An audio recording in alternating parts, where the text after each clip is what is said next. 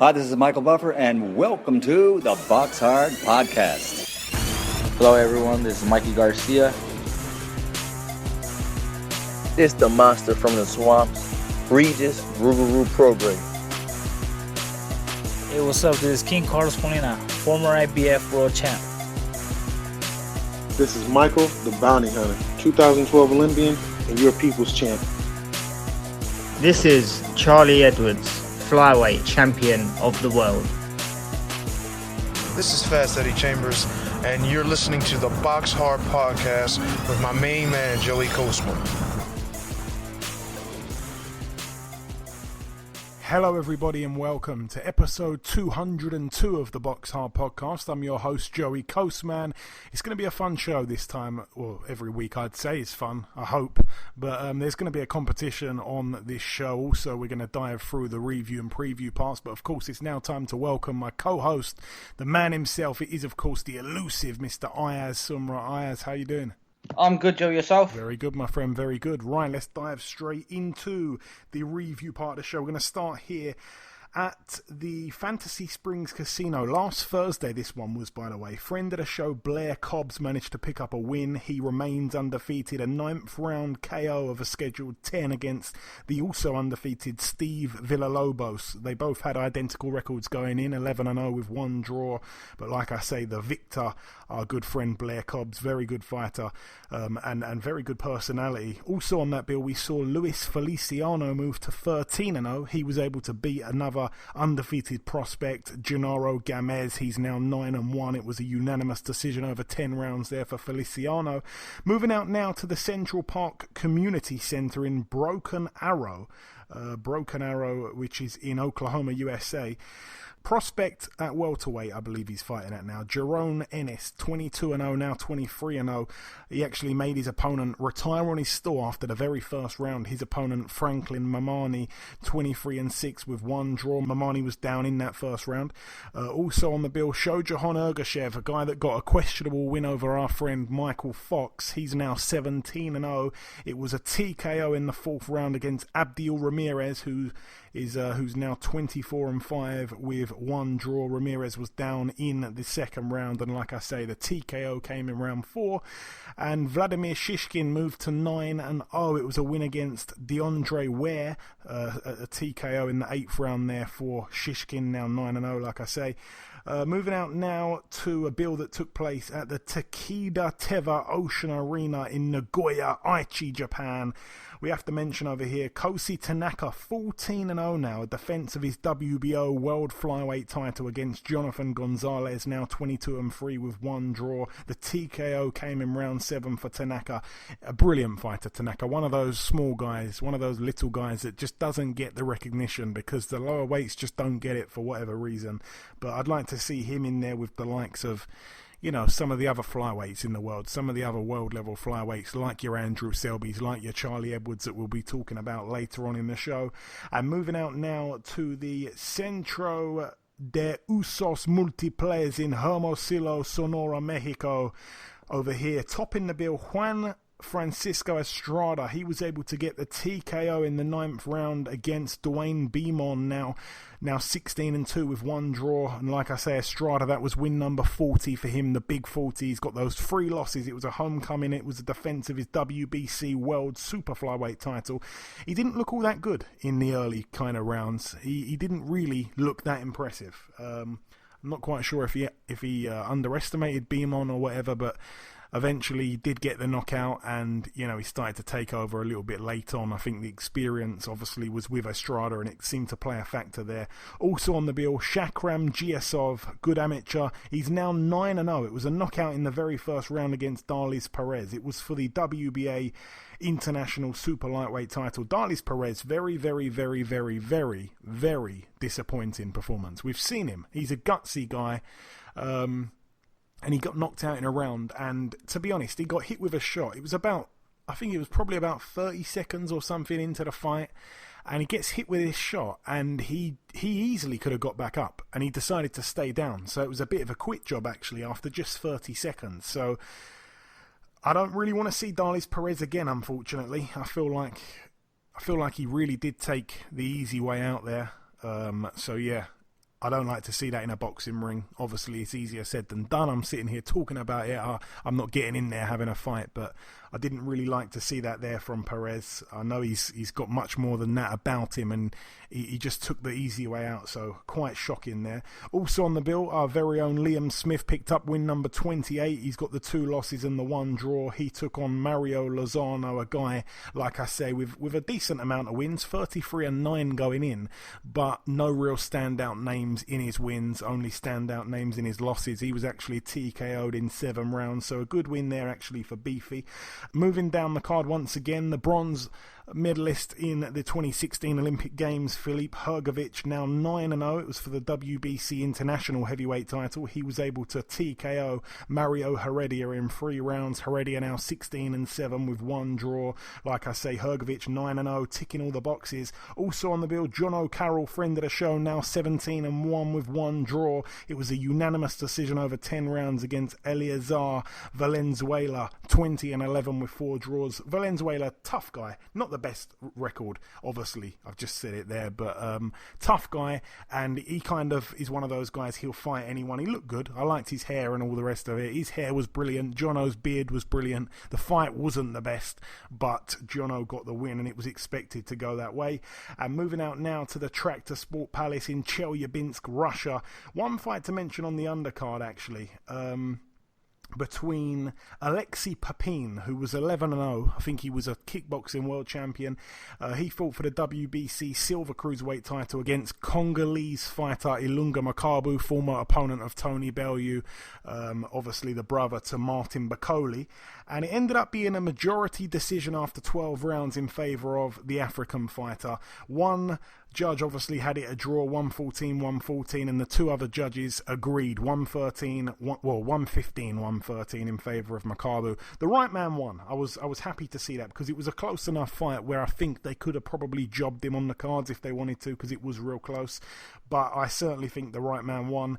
Makabu did score a knockdown in the fight. I can't remember what round it was. He definitely scored a knockdown, and then there was another one before that where it probably should have been a knockdown, but the referee ruled it a slip. And I was thinking, because that round has probably gone down as a 10-9 round rather than a 10-8, has that, or is that going to cost him when the judges turn in their scorecards? And thankfully, it didn't really play a factor. But good win for Makabu. He certainly deserved it.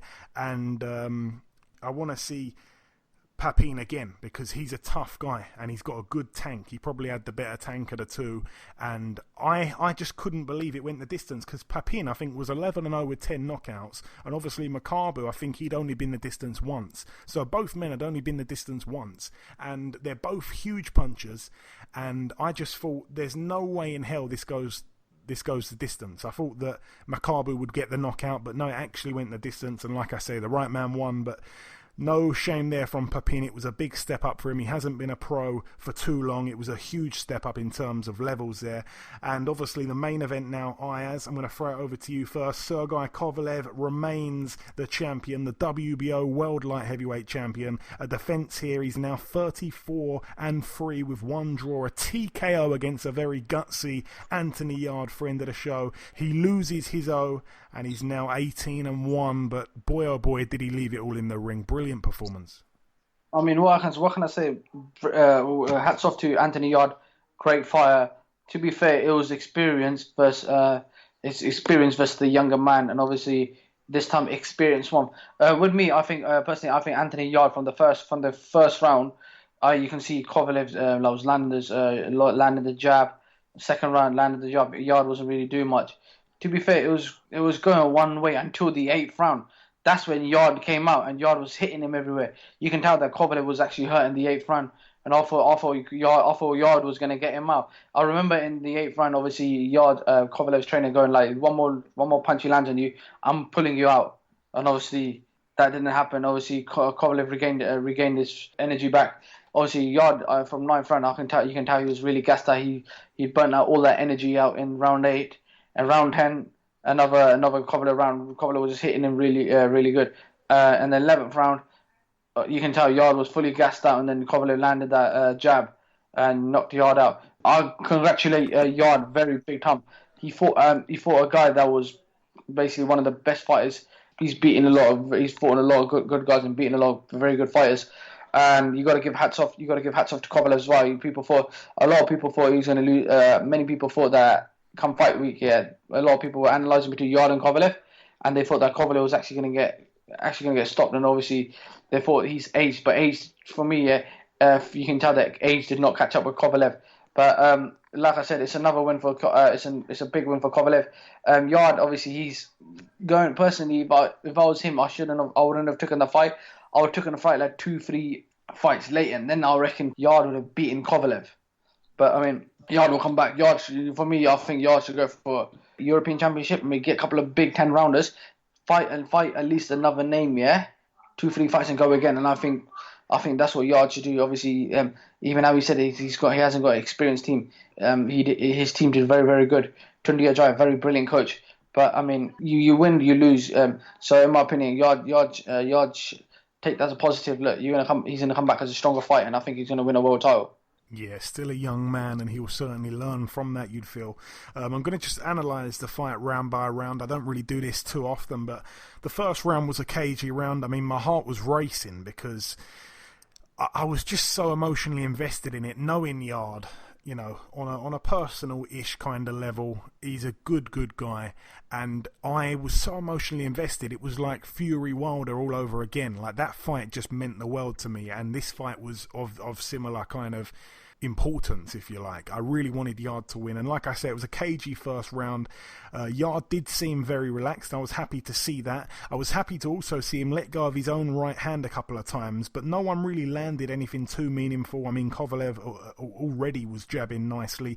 He didn't actually throw a right hand himself, Kovalev, and what worried me a little bit was that Yard was on the back foot for most of that first round. But again, it was good to see him throw that right hand, because you can freeze a little bit in a world title fight, or not even just a world title fight, but a big fight that you haven't been involved of anything like that before. You can freeze on the big stage, and just the fact that he was letting go of his right hand, he didn't seem afraid to commit. I found that quite encouraging. I was pleased with that, and he was sitting back a little bit too much, just trying to counter. That kind of went hand in hand with Kovalev's activity with a jab, so he won that round. The second round, it was another cagey round. I mean, Kovalev once again won the round with the jab. Yard was obviously not over there to win on points, so I didn't think he'd be too bothered. The third round, kind of the same sort of thing, really. Kovalev was too active. Yard still hadn't actually took a right hand by that point. His elusiveness was real nice, Yard. He wasn't taking too much clean, but again, Kovalev's activity won him yet another round. In the fourth round, it was more of the same, but a couple of slightly worrying moments. I think Yard took some hefty looking shots, but he took them well. He didn't seem like he was bothered too much by them. But again, after 4 rounds, I had it 4-0 in favour of the Russian, and that was the first point in the fight where Tunde talked to Anthony in the corner. A third of the way through the fight, he's lost every round, and that was the first time he started talking. Now, obviously, there's comparisons to be drawn with Chris Eubanks Sr. in the fact that Chris Eubanks Sr. barely ever says anything in the corner. He stands there. He wasn't doing that kind of stuff. I don't want to criticise Tunde because I like Tunde. Tunde is another real good guy, but you probably should be talking to your fighter in the corner. Obviously, there's that weird factor that he doesn't follow anyone on Twitter at all, just like Chris Eubanks Sr. So there's another comparison there. But, I mean, these are just silly little things. There's no real comparisons, I don't think, in terms of the way they train their fighter. And a lot of people are saying that Tunde, didn't pull him out in the end, which I'm going to get onto, but it was all because he was saving face. He cares about himself more than Anthony Yard, all this kind of stuff. That is complete nonsense, man. A lot of people saying he needs to jack him in and go and get a different trainer. Again, I think it was Danny Cassius Connor who tweets a lot of outlandish things here and there. Some of it I agree with 100%, so that's why I follow him. But Danny Cassius Connor actually tweeted out saying that Tunde has taken Anthony Yard from a total novice right up to world level. How many coaches can say that they've done that with someone who's had no amateur background really at all? So I thought that was just an amazing tweet because it's 100% true. So people that are criticising Tunde, and not criticising Anthony Yarde, actually being impressed with Anthony Yarde. Everything he's learned has come from Tunde. So let's channel the positivity both ways, really, because it is a team thing, especially in that camp there. Round 5, again, much better round from Anthony Yarde. He was finally mixing it up with Kovalev. He made Kovalev take a big shot or two, but still the work rate of Kovalev won him the round on the jab. In the 6th round, a bit of a worrying sign. Anthony Yarde, I think he was bleeding from the nose there. It was another round for Kovalev. The 7th round was a much better round from Anthony Yarde, and I was starting to think, was it all along his game plan to kind of pace himself for the later rounds? Because I always said it, I felt like his gas tank would be better than an old Kovalev. I thought that he could probably pace himself the first half of the fight and come on strong, and it looked like he was doing exactly that. He started targeting the body big time in that 7th round. He was landing lovely hooks. He probably didn't do enough to win the round, but it was very, very encouraging, seeing as it was round 7 and he hadn't even been past round 7 in previous fights. He was going into unknown territory, and especially at this level, like I say. So the first round where he had a shout of perhaps winning it was that 7th round. And then, of course, he came out in round 8, and boy, oh boy, he just poured on the pressure, and it was amazing to see it. Kovalev was on the ropes. I actually felt like the referee, I mean, he didn't jump in, but I've seen referees wave fights off, with less punishment than what we saw there. So I was just screaming my head off. I was screaming like some absolute nutcase. I was screaming at the TV, "Come on, Anthony! Go on, Anthony!" It was just amazing. And he literally had him on the verge of being stopped. And you said there, rightly so, Ayaz, that Buddy McGirt was about to throw the towel in, and Anthony just put it all on him. And again, I've seen referees stop fights like that, so I thought he was going to get the stoppage, and he obviously didn't, and Kovalev was a little bit saved by the bell. I mean, he looked to be all over the place, but the bell went at a good time. I don't think he was actually saved by the bell. Then, of course, in the 9th round, brilliant response from Kovalev. He came out and won the round like a true champion, and all of a sudden Yarde looked absolutely spent. And it was a big turning point in the fight. In the 10th round, as we say, Yarde took such a beating in that 10th round. He was actually saved by the bell. I actually thought initially that the referee jumped in and waved it off, but actually he was separating the two fighters because the bell had gone. He had nothing left, really, Anthony Yarde. And I actually thought to myself, the towel could have came in at that point. It could have came in, but again, a lot of people after the event are saying, "Oh no, the towel should have came in, definitely."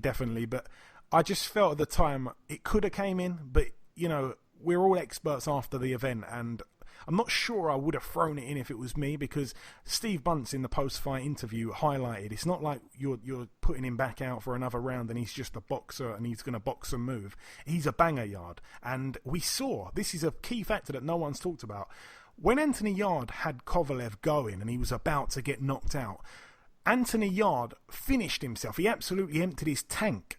So the next round he was spent. Whereas when the same kind of thing happened, I think Yarde took much more punishment in round 10, but it was similar-ish. He was on the verge of being stopped. I was thinking, hey, in round 11, maybe Kovalev has emptied his tank as well, So that was an interesting thing when round 11 started. And in round 11, Yarde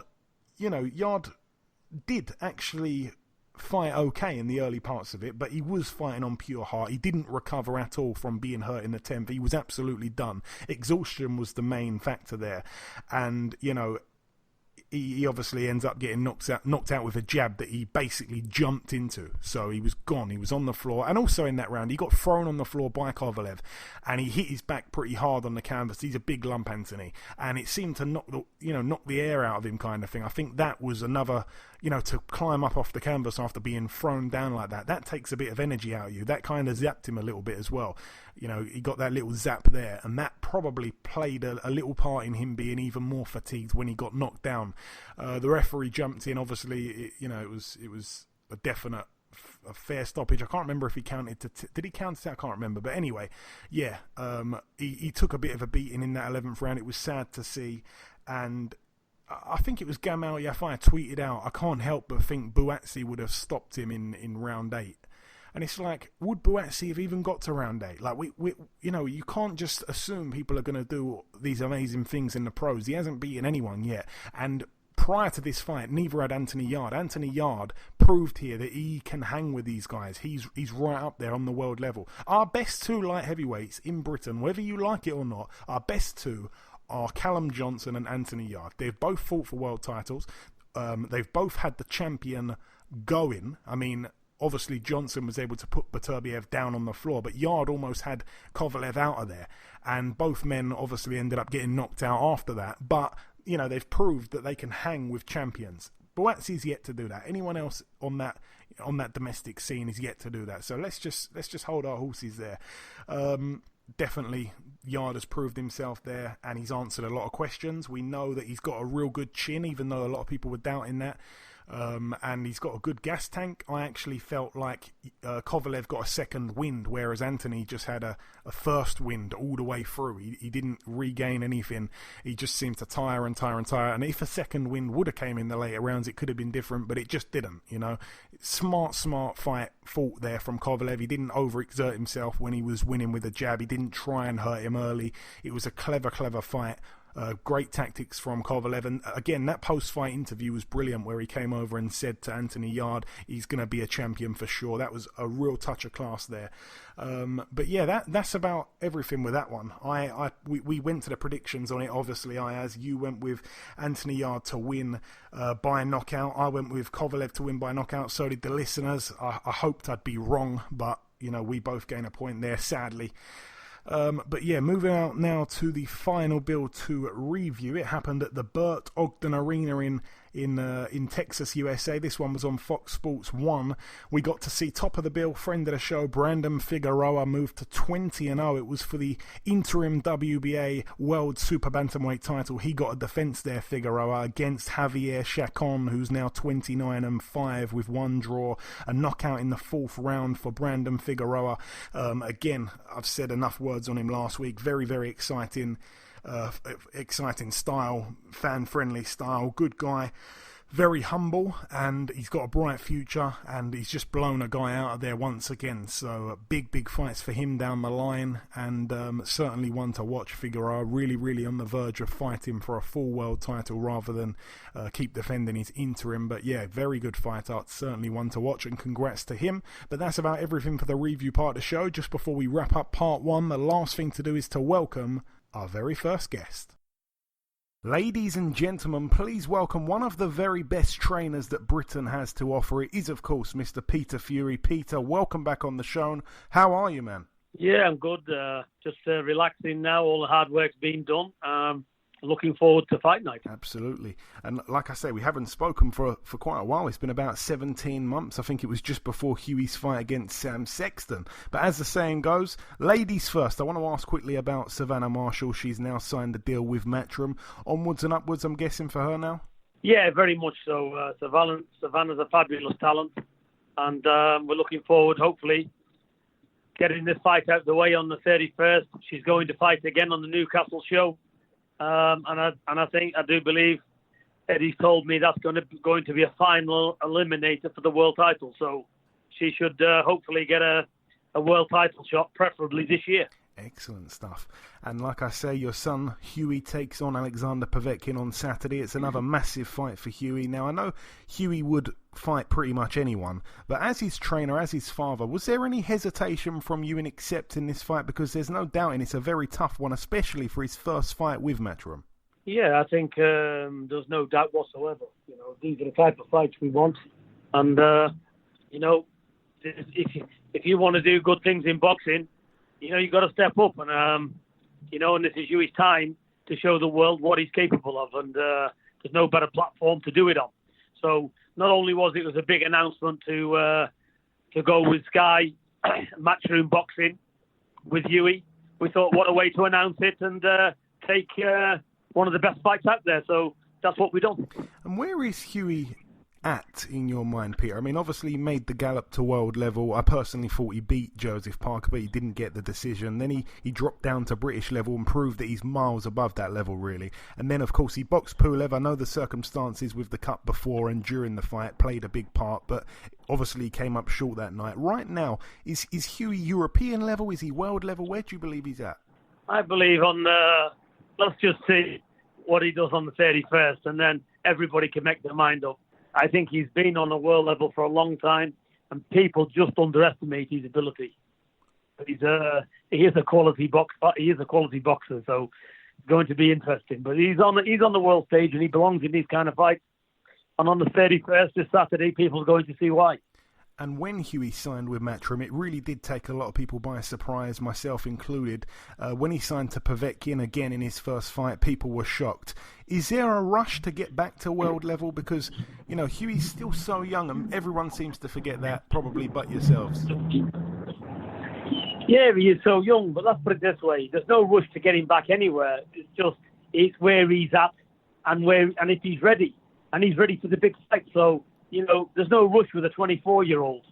But like I said, he's far ahead of his years. He's very experienced. Don't forget, he's had 25 fights.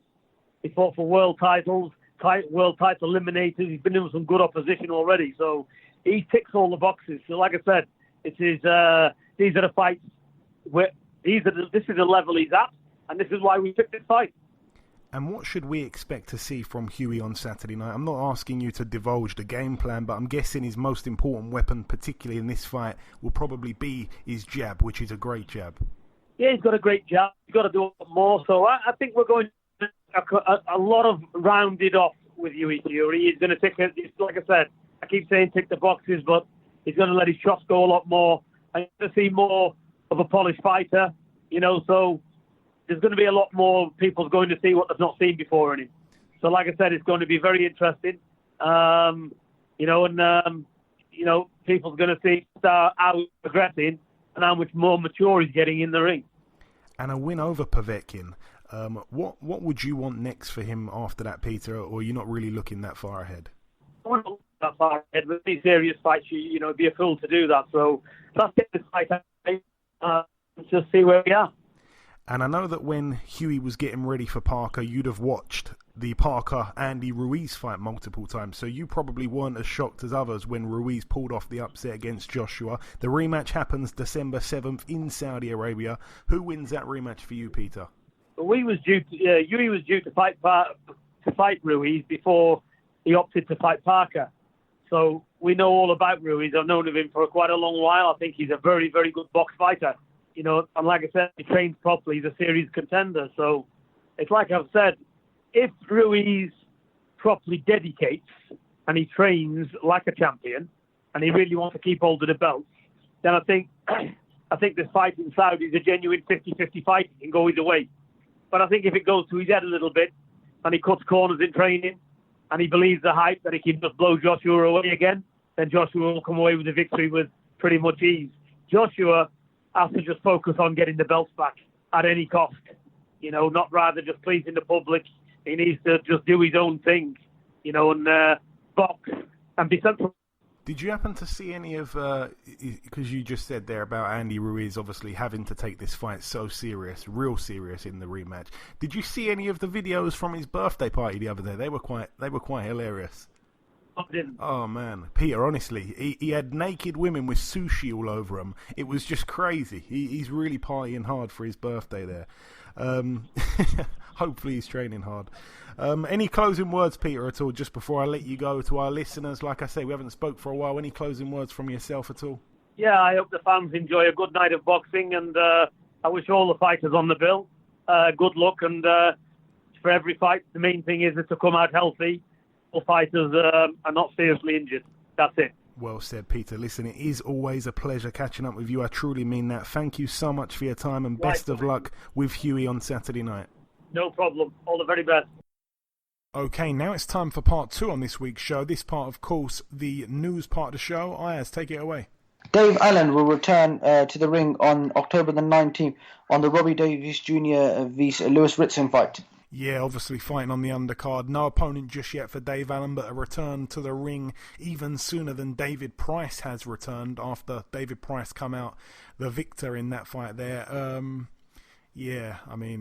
I don't know who he's going to fight. It's not going to be anyone of note you wouldn't have thought. I honestly think he should hang up the gloves, but it is what it is. If he wants to fight, if he's healthy, then fair enough. I like Dave Allen first and foremost, but I don't want him to hang around too long with his style.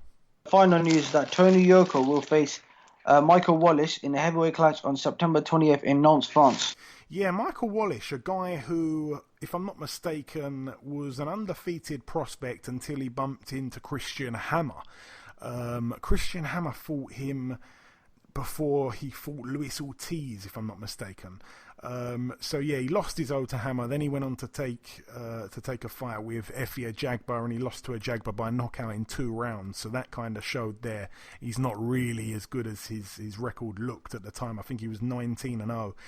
He's got 1 win since the Ajagba fight against a guy who was 5-4, and now he's taking on an Olympic gold medalist. Really should have been Olympic silver medalist Tony Yoka, if you remember correctly. But yeah, you wouldn't have thought he's going to really be any match for Tony Yoka, but it's another step up, I suppose, for Mr. Yoka. That's about everything, though. We've got to report the news, even if it's not too interesting. Yep, and that's it for the news. Okay, thank you very much, Ayaz. Right, let's get on to the competition now. This is a fun competition that we did a while back. It is a competition that I actually forgot we'd done. So basically the competition was on Twitter, and we had an entry on Instagram, but I've completely forgot who sent it in now. I know it was my guy from the Netherlands. I've forgot what he'd said. So I've lost that screenshot, but I tell you what, I'm going to give you a t-shirt because I should have remembered to get the screenshot. I know you left it on a post on Instagram somewhere, so please DM me your address. My man from Netherlands used to always comment on our YouTube. I've completely forgot his username right now, but anyway, shout out to you. You're getting a t-shirt. But the competition itself, this one was for. We did a little fun competition. It was name a boxing trainer and then name what funny/odd/unusual job they would suit if they weren't training people to fight. And we had some good ones come in. We had this one here from @TheBoxingMadman. He says, Adam Booth. I can see him being a trolley collector at Tesco's in Watford. The Boxing Madman actually called me a Matchroom fanboy the other day, so his entry's void. Also, we got from @BarryDavWhite. He said, Joe Goosen, I think he could make a career hosting holiday experiences, giving punters the chance to herd cattle authentically across the Midwest. That's a blinder there. And this one's from @Joe65396818. I think he's already got a t-shirt, but he sends in Ben Davison, lion enclosure at Chester Zoo. Short and sweet. We know that Ben Davison likes the lions. Talking of people that like lions and big cats and primates, I see a video the other day of Dmitry Kudryashov, the Russian hammer, the guy that has never gone the distance. He either knocks you out or gets knocked out. Again, in his last fight, he got stopped by Makabu. He's got a pet tiger. I saw him playing with in his living room. This one's from @Ricey_SUFC. He says, I could see Joe Gallagher being a northern Delboy working on the market selling knockoff gear. I actually think that I can kind of. I'm going to ask you this, Ayaz. If Joe Gallagher had another job and it wasn't a boxing trainer, what would it be? Because for me, I think he'd be a good butcher, and I also think he'd be pretty fit into like owning like a removal company where he kind of helps you move into your new house carrying your sofa. I can see him doing that. I can't see that. I can see him being a strict examiner. Oh my lord! You know what? You're dead right. You're dead right. He marks the exam papers. Yeah, that's actually a shout there. And this one's from @Sedamama. She says Adam Booth as a. What do you think about this, Ayaz? She says Adam Booth as a salsa dance instructor. Now I can see them do that because the way he just like sometimes like dancing around in his videos. Oh my god! I've just got this vision now, Ayaz, of him instructing you on how to do salsa, and you can probably, because the Boxing Madman said that he's a trolley collector at Tesco's. They like to wear high-vis jackets when they're collecting the trolleys. I've just got this picture of you and Adam Booth in your high-vises doing salsa. So I tell you what. So already, my man in the Netherlands is getting one, but I'm going to give it to the first person the first person out of these two potential winners. So I like the Joe Goosen one where the punters get a chance to herd cattle authentically across the Midwest. That one was from @BarryDavWhite. If you tweet me first or inbox me or whatever at BoxHard Podcast on Twitter, you're getting a t-shirt. The other contender, Sedam Amma, that's a lady that boxes, she definitely is overdue a t-shirt. If you get back to me, Sedam, before Barry Dav White does, then you will get a t-shirt. So whoever's first, it's up to you guys. It's out of you two. So two winners on this week's competition, at Sedam Amma and at Barry Dav White. Whoever tweets me first gets a t-shirt in whichever size that you require. Also, for anyone else out there that could be listening that's got a t-shirt, send in a picture, because we send them out and we don't even hear anything back. It's just, thanks for the t-shirt. It's great to actually see it on you. You know, there was a post I did the other day. A few people left their t-shirts, their pictures in the t-shirts underneath the post. Try and look for that. Send them in. It's brilliant. It's brilliant. We're all a family here. But yeah, getting back to the preview part of the show, we're going to start here. We've only got 3 cards to go over. We're going to start here at the Bendigo Stadium in Victoria, Australia. It is Jeff Horn, Ayaz, 19-1 with 1 draw. It's for the WBA Oceania middleweight title against former Kell Brook opponent Michael Zarafa, 26-3. Could be interesting there. Not quite sure what weight. Oh no, it's at middleweight. So Zarafa against Jeff Horn. I mean, I don't know. Jeff Horn at middleweight, I just can't wrap my head around that. But Zarafa actually gave a few problems to Kell Brook, embarrassingly as it was. So yeah, that could be interesting, but certainly not worth waking up early for or staying up late for there. Moving now to the big card of the weekend. It's happening at the O2 Arena in Greenwich, London, United Kingdom. On the undercard, we've got Savannah Marshall, 6-0.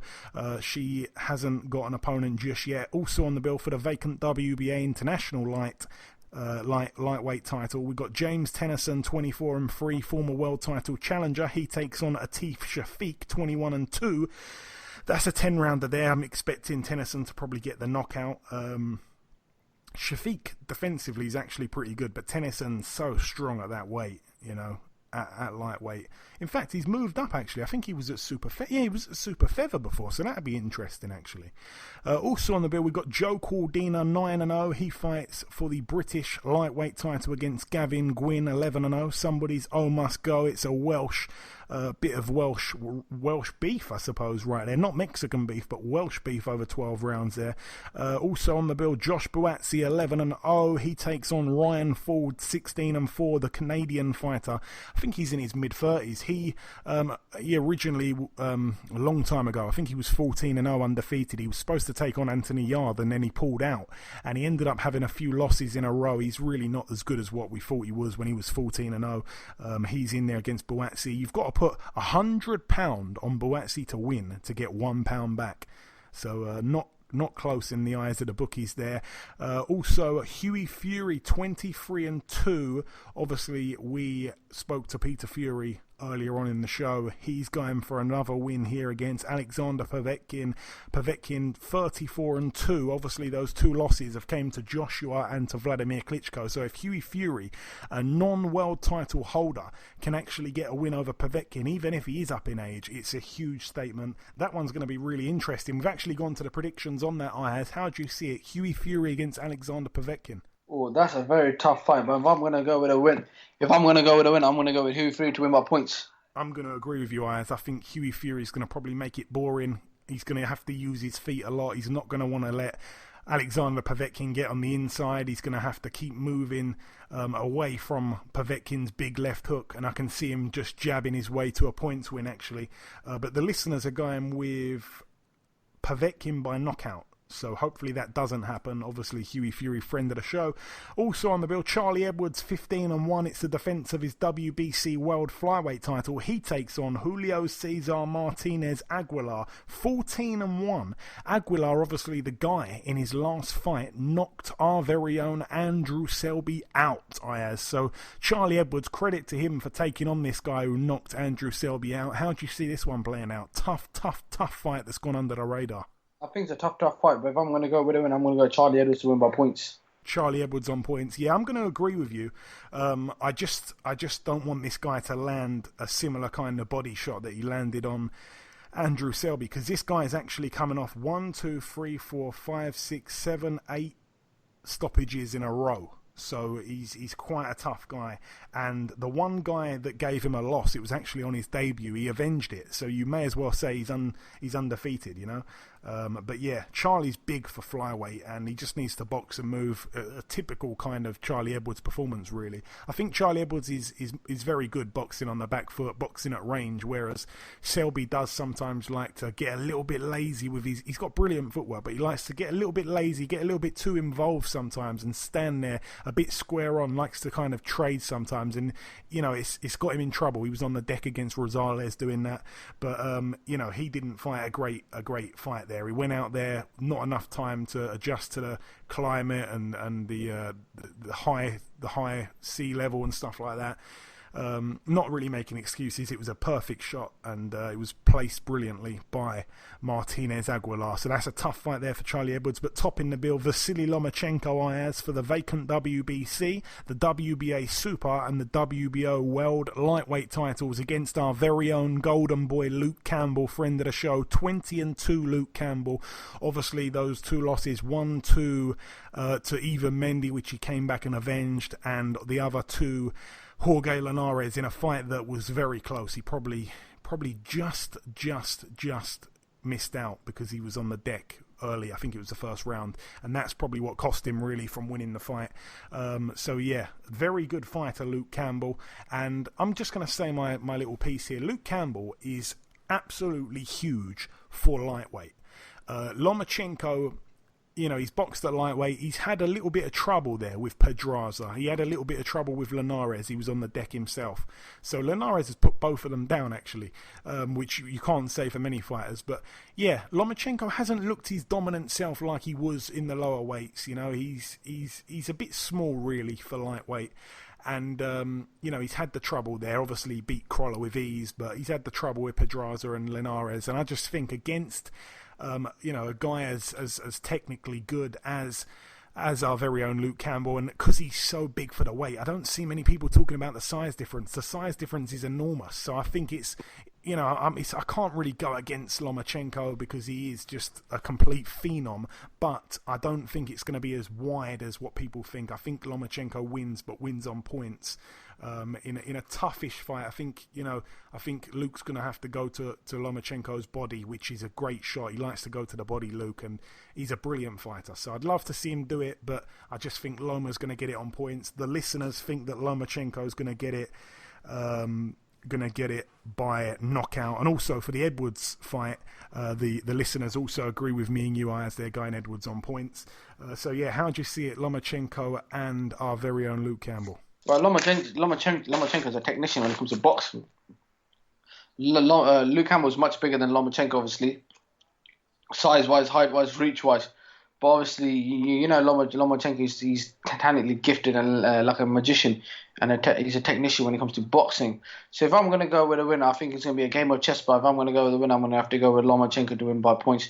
I think Lomachenko with his pivoting and moving, I think he's just going to outbox Luke Campbell. Yeah, I mean, I hope that you're wrong. I hope that Luke Campbell can win, but it's a tough ask.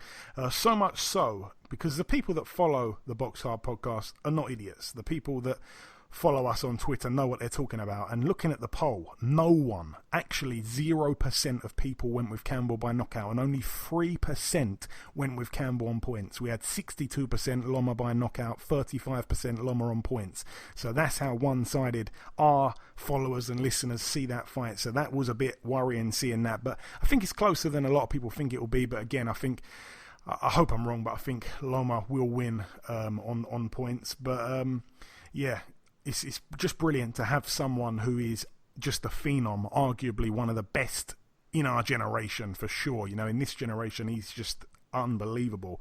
To have him over here on British shores is a brilliant thing. Obviously, the weigh-in tomorrow, I'm hoping to attend that one. And yeah, that one is the old Spitalfields Market tomorrow. Then obviously Fight Night on Saturday. If you can't be there, then certainly tune in because it's a decent card. But yeah, it's brilliant to have Loma over here in London. And the final bill to mention happens at the Minneapolis Armory in Minnesota, USA. It's going to be on Fox. We've got Erislandy Lara 25-3 with 3 draws. It's for the vacant WBA World Super Welterweight title. He takes on brother of Canelo, Ramon Alvarez, 28-7 with 3 draws. That's a 12-rounder there. Erislandy Lara, even though you'd have to say he's over the hill now, he's took a couple of losses, he still gives everyone trouble. And Ramon Alvarez, the last fight I saw of his is when he got stopped by Brandon Rios. I mean, I just can't see him really giving anything to trouble Lara, and I can't really believe that it's actually for a WBA world title. That's mad. I mean, I don't know what Lara's done to kind of deserve that, really. He's on the decline a little bit. I'm surprised they didn't throw some other guys in there. And again, Ramon Alvarez, what has he done? He'd been knocked out by Rios. I think that was in the last 12 months, I think. So how on earth has he got himself into position? I'll never know. But it is what it is. It is boxing. It is the WBA. We belt anyone is what some people say about the WBA. But that is it for the preview part of the show. We've done the competition. We brought you the first guest. We brought you the review. The last thing to do now to finally end it all is to welcome our second and final guest. Ladies and gentlemen, please welcome, fresh off his win last Thursday, Mr. Blair the Flair Cobbs. Blair, welcome back on the show. Hey. Thank you for having me. It's always a pleasure, Blair. So, of course, like I say, fresh off your 9th round KO win over Steve Villalobos. Please talk us through the fight. Real exciting one. Yes. It was very exciting. I had tons of fun displaying my skills that night. I mean, obviously, well, I don't know if you know this, but it wasn't televised over here, so it was very hard to see bits of it. I do want to watch it back, but for now I haven't seen it. Just if you can give us a little bit more detail on what I'm going to see, or what anyone who's listening, if they want to watch it, is going to see. What you're going to see is an action-packed fight with Blair the Flair.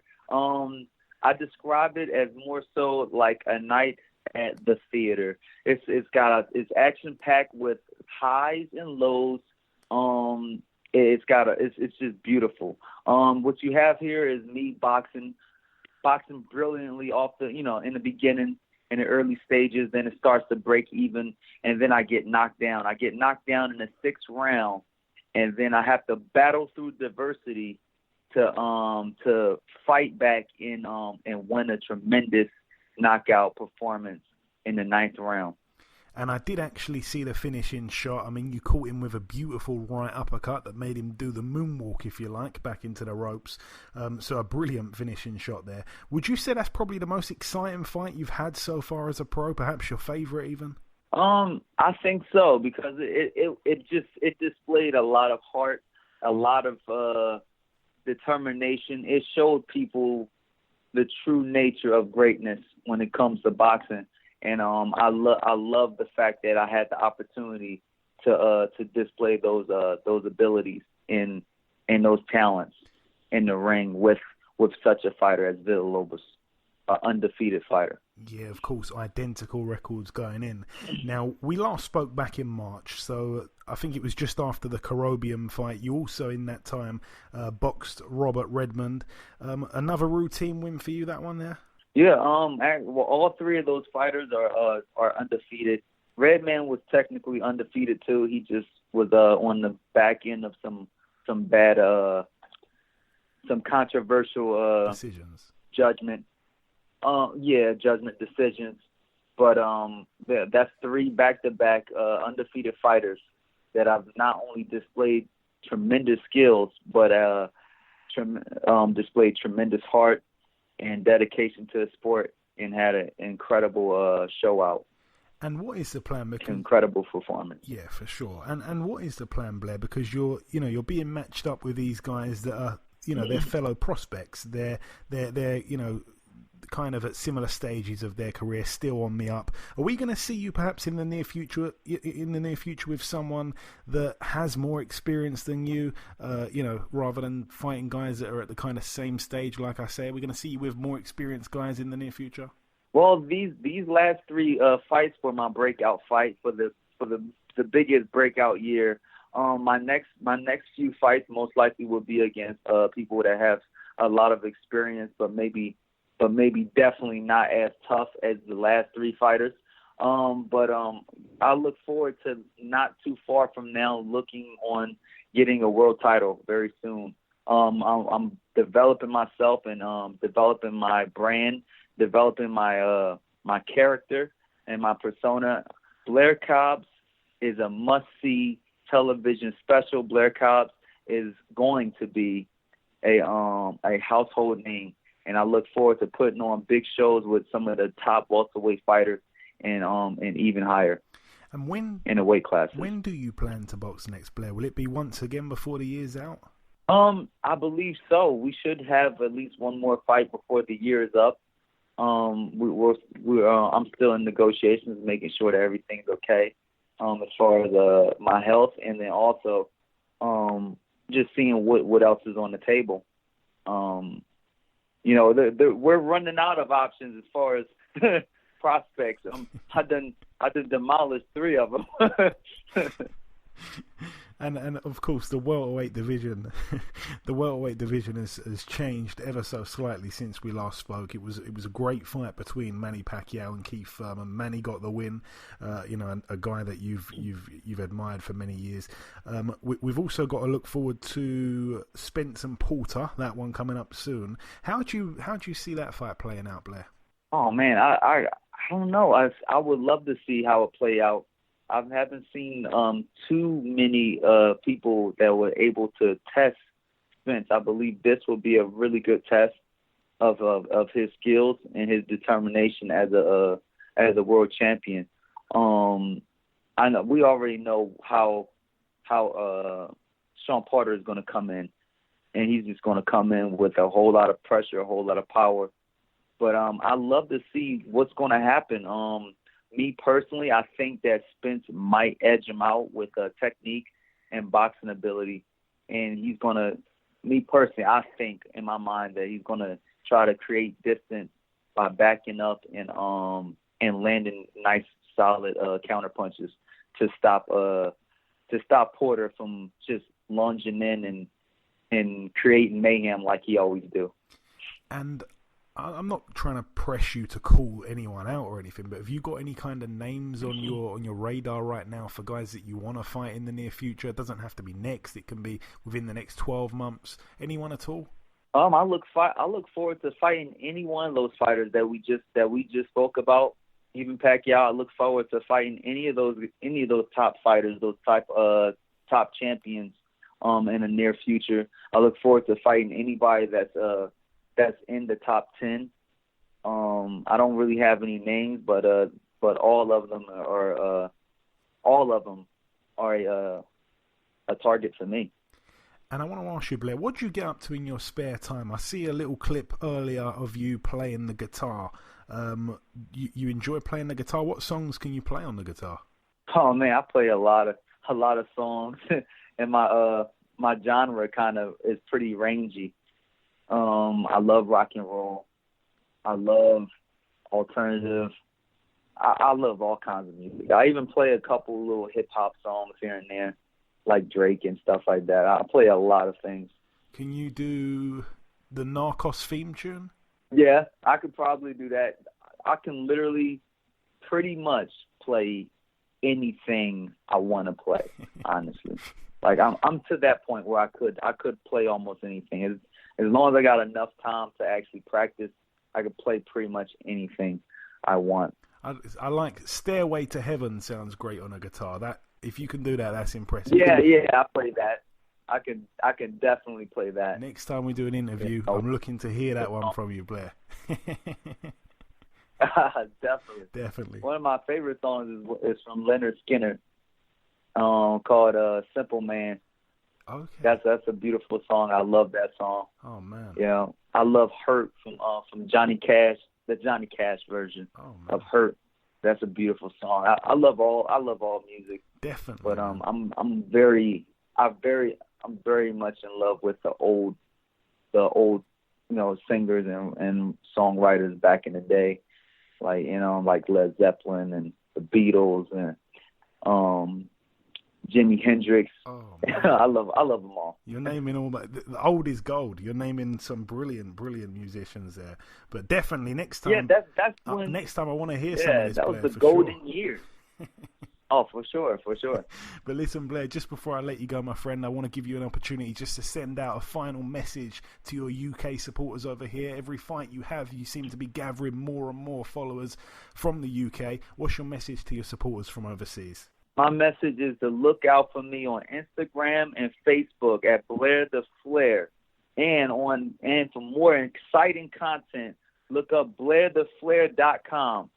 Woo! Nobody does it better, baby. Nobody at all. Listen, Blair, it is always a pleasure, my friend. Congrats once again on the win, and we shall speak again real soon. Thank you very much. Okay, and this wraps up episode 202 of the BoxHard Podcast. I've been your host, Joey Coastman. Ayaz Sumra has been Ayaz Sumra. A massive thank you to our two guests on this week's show, the world-class boxing trainer Peter Fury and the undefeated welterweight prospect Mr. Blair Cobbs.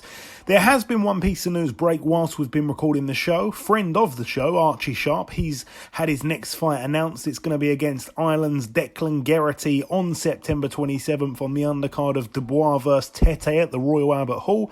The Prediction League is back this week. The current scoreboard reads myself in the lead, the reigning champion, on 14 points, while Ayaz and you, the listeners, are joint second place with 8 points. Best of luck with the predictions this weekend. Remember, there's going to be more t-shirt competitions happening very soon. Tell a friend to tell a friend to tell a friend. Thank you all so much for listening to this week's show. Enjoy your weekends, people, and we shall see you all again next week.